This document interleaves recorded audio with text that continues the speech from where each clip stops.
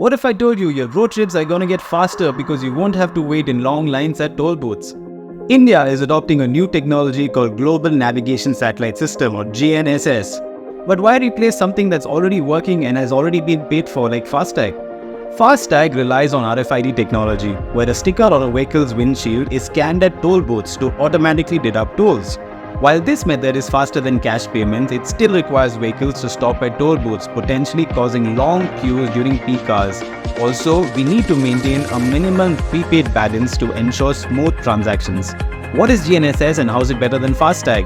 GNSS introduces a virtual toll booth that interacts with satellites to help determine your vehicle's location and charges tolls based on the distance traveled. This will also help reduce the toll fare if you haven't traveled the entire toll road.